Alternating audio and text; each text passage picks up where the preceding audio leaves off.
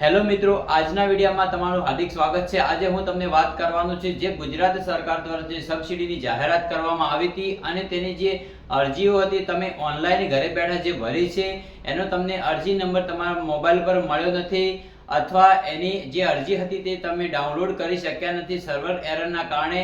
એને ફરીથી કઈ રીતે ડાઉનલોડ કરશો અને એનો જે અરજી નંબર છે ફરીથી તમે કઈ રીતે મેળવશો એના વિશે હું તમને વિગતવાર વિડીયોમાં સમજાવવાનો છું। તો વિડીયોમાં બન્યા રહો અને વિડીયોને એન્ડ સુધી જોવા માટે વિનંતી। અને મિત્રો, તમે ચેનલ પર પહેલી વાર છો તો ચેનલને સબસ્ક્રાઇબ કરી લો અને નોટિફિકેશનને અલાઉ કરી લો જેથી અમારા જે નવા વિડીયો આવે ચેનલ પર એ સૌથી પહેલા તમને જોવા મળે। તો ચાલો વિડીયોને શરૂ કરીએ। તો મિત્રો, સૌથી પહેલાં તમારે જે તમારું ગૂગલ ક્રોમ બ્રાઉઝર છે તેને તમારે ઓપન કરી લેવાનું છે અને ઓપન કર્યા પછી સર્ચ બારમાં તમારે આઈ ખેડૂત એમ સર્ચ કરવાનું છે। જેવું તમે આઈ ખેડૂત સર્ચ કરશો એટલે જે ફર્સ્ટમાં આઈ ખેડૂત નામનો જે ઓપ્શન આવે છે એના પર તમારે ક્લિક કરવાની છે। તમે એના પર જેવી ક્લિક કરશો એક નવું પેજ તમારી સામે અહીંયા શો થઈ જશે। જુઓ, આ રીતે એક નવું પેજ તમારી સામે આવી જશે અને અહીંયા આગળ જે યોજનાઓનો જે ઓપ્શન શો થાય છે એના પર તમારે ક્લિક કરવાની છે। તો એક અહીંયા નોટિફિકેશન વચ્ચે આવશે અને તમારે અહીંયાથી કાઢી લેવાની છે અને એના પછી જે અહીંયા યોજનાનો જે ઓપ્શન શો થાય છે એના પર તમારે ક્લિક કરવાની છે। જેવી યોજનાઓ પર ક્લિક કરશો એટલે જુઓ, આ રીતે એક ઇન્ટરફેસ તમારી સામે શો થઈ જશે। અહીંયા જે ખેતીવાડીની યોજનાઓ, પશુપાલનની યોજનાઓ, બાગાયતની યોજનાઓ અને મત્સ્યપાલનની યોજનાઓ આમ કરીને 4 યોજનાઓ છે।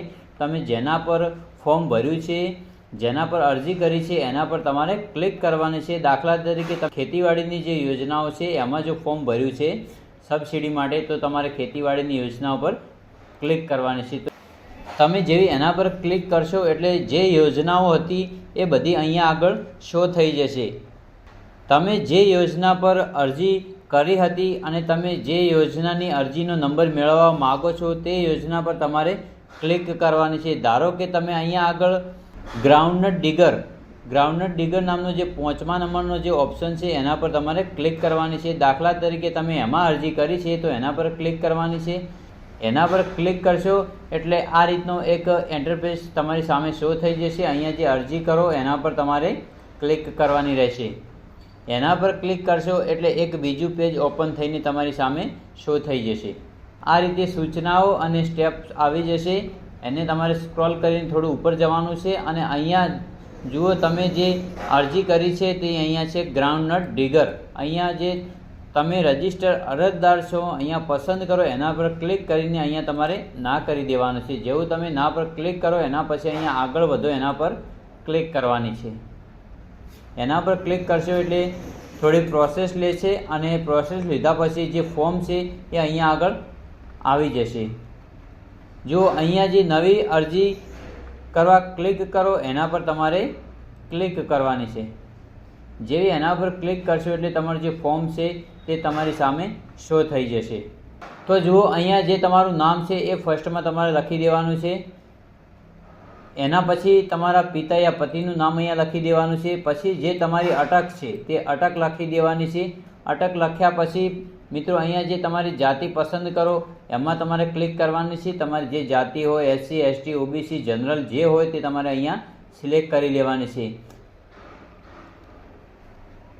એ સિલેક્ટ કર્યા પછી મિત્રો તમારે અહીંયા લિંગ પસંદ કરો તો એમાં પુરુષ સ્ત્રી જેના નામે તમે ફોર્મ ભર્યું છે એને અહીંયા પુરુષ સ્ત્રી જે હોય તમારે સિલેક્ટ કરી લેવાનું। સિલેક્ટ કર્યા પછી તમારો અહીંયા જિલ્લો પસંદ કરવાનો, જે તમારો જિલ્લો હોય તે પસંદ કરવાનો છે। જિલ્લો પસંદ કર્યા પછી જે તાલુકાનો ઓપ્શન છે ત્યાં આગળ તમારે તમારો તાલુકો પસંદ કરી લેવાનો છે।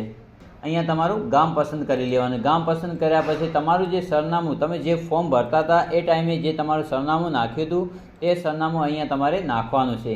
પછી તમારે તમારો પિનકોડ અહીંયા નાખવાનો છે। તમારા એરિયાનો જે પણ પિનકોડ હોય તે અહીંયા નાખી દેવાનું છે। પિનકોડ નાખ્યા પછી દિવ્યાંગ છો કે કેમ અહીંયા તમારે હા નામાં પસંદ કરવાનું। જે દિવ્યાંગ હોય તો હા કરો અને ના હોય તો ના કરો। પછી તમારી ઈમેલ આઈડી જો નાખી હોય તો નાખી શકો છો, ના નાખી હોય તો નથી પણ નાખી શકતા। એના પછી ખેડૂતનો પ્રકાર, તમે નાના સીમાંત અને મોટા એમાંથી જે પણ ઓપ્શન જે પસંદ કર્યો હતો અથવા સિલેક્ટ કર્યો હતો એને તમારે અહીંયા ફરીથી સિલેક્ટ કરવાનું રહેશે. એટલું કર્યા પછી મિત્રો તમારે અહીંયા તમારો મોબાઈલ નંબર નાખવાનો છે. અહીંયા મોબાઈલ નંબર તમે ભૂલી ગયા છો અથવા બીજો કોઈ મોબાઈલ નંબર તમે અહીંયા નાખવા માગતા હોય તો પણ નાખી શકો છો, એનો કોઈ અહીંયા ઇસ્યુ નથી. એના પછી મિત્રો તમારે અહીંયા આધાર કાર્ડ નંબર નાખવાનો છે. જેના આધાર કાર્ડથી જે તમે અરજી કરી હતી એનો આધાર કાર્ડ નંબર ફરીથી અહીંયા નાખવાનો રહેશે અને જે આ બોક્સ છે એમાં તમારે રાઈટ ટિક માર્ક લગાવી દેવાની છે. એ કર્યા પછી થોડું સ્ક્રોલ કરીને ઉપર જવાનું છે અને અહીંયા તમે આત્માનું રજિસ્ટ્રેશન ધરાવો છો એમાં તમારે ના કરવાનું છે. તમે સહકારી મંડળીના સભ્ય છો એમાં તમારે ના કરવાનું છે અને તમે દૂધ ઉત્પાદક સહકારી મંડળીના સભ્ય છો એમાં પણ તમારે ના કરવાનું છે. એટલું કર્યા પછી મિત્રો અહીંયા જે બેંકની વિગત છે એ તમે ભરવી હોય તો ભરી શકો છો, ના ભરવી હોય તો અહીંયા નથી ભરી શકતા. એના પછી જે જમીનની વિગત છે એના પર તમે કેવા પ્રકારના ખાતેદાર છો એમાં તમારે જમીન રેકોર્ડ ધરાવું છું અને ટ્રાઇબલ લેન્ડ રેકોર્ડ ધરાવું છું. એના જે ફર્સ્ટમાં જે જમીન રેકોર્ડ ધરાવું છું એના પર તમારે ક્લિક કરવાની રહેશે. જમીન રેકોર્ડ ધરાવું છું એના પર ક્લિક કરવાની છે. એ ક્લિક કર્યા પછી થોડી પ્રોસેસ લેશે અને પ્રોસેસ લીધા પછી નીચે એક બીજા ઓપ્શન આવી જશે. જો આ રીતે અહીંયા બીજા ઓપ્શન શો થઈ જશે. જિલ્લો, તાલુકો અને ગામ પસંદ કરો એ તમારું ઓટોમેટિક આવી જશે. એના પછી જે ખાતા નંબરનો જે ઓપ્શન છે એના પર તમારે ક્લિક કરવાની છે. તમારો ખાતા નંબર પસંદ કરવાનો છે. જે ખાતેદારના નામે તમે જે આ અરજી કરી હતી એને પસંદ કરવાનો છે ને એ કર્યા પછી જે આ કેપ્ચર કોડ આપેલો છે એ કેપ્ચર કોડને અહીંયા ફિલ કરી દેવાનો છે. કેપ્ચર ફિલ કર્યા પછી અરજી સેવ કરો એના પર ક્લિક કરવાની છે.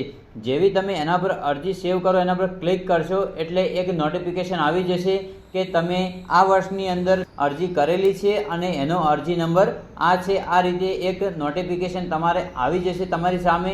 એમાંથી તમે જે આગળ અરજી કરી હતી એનો અરજી નંબર પણ આવી જશે. ત્યાંથી તમારે અરજી નંબર કોપી કરી લેવાનો છે ને કોપી કર્યા પછી મિત્રો તમારે અહીંયા આગળ જે હોમ પેજ છે ત્યાં આગળ જઈને અરજીનું સ્ટેટસ તપાસવા અથવા રીપ્રિન્ટ લેવા અહીં ક્લિક કરો એના પર તમારે અહીંયા ક્લિક કરી દેવાની છે. એના પર ક્લિક કરશો એટલે થોડી પ્રોસેસ લેશે. પ્રોસેસ લીધા પછી અહીંયા જુઓ તમારી અરજીનું સ્ટેટસ તપાસો. આ રીતે એક અહીંયા પેજ ઓપન થઈ જશે.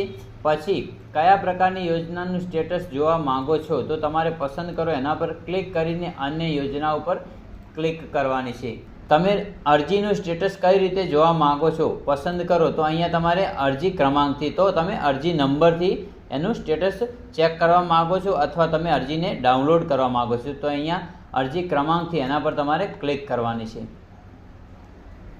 એ કર્યા પછી મિત્રો આ રીતનો એક નવું પેજ આવી જશે. અહીંયા અરજી ક્રમાંક આવી જશે. તમારે અહીંયા જે અરજી નંબર છે એ અરજી નંબર આગળ જે તમે અરજી નંબર જે કોપી કર્યો છે એ અરજી નંબર તમારે અહીંયા નાખી દેવાનો છે અને આ કેપ્ચર અહીંયા આગળ ફિલ કરી દેવાનો છે. કેપ્ચર ફિલ કર્યા પછી લાસ્ટ 4 ડિજિટ ઓર મોબાઈલ નંબર ઓબ્લિક આધાર નંબર અહીંયા આગળ તમારે તમારા મોબાઈલના પાછળના જે 4 અંકો છે એ અહીંયા નાખવાના છે અથવા આધાર કાર્ડના જે 4 અંક છે એ પણ અહીંયા નાખી શકો છો અને પછી રીપ્રિન્ટ અરજી એના પર તમારે ક્લિક કરવાની છે. જેવી એના પર તમે ક્લિક કરશો એટલે તમારી જે અરજી હતી અહીંયા આગળ તમારી સામે આવી જશે.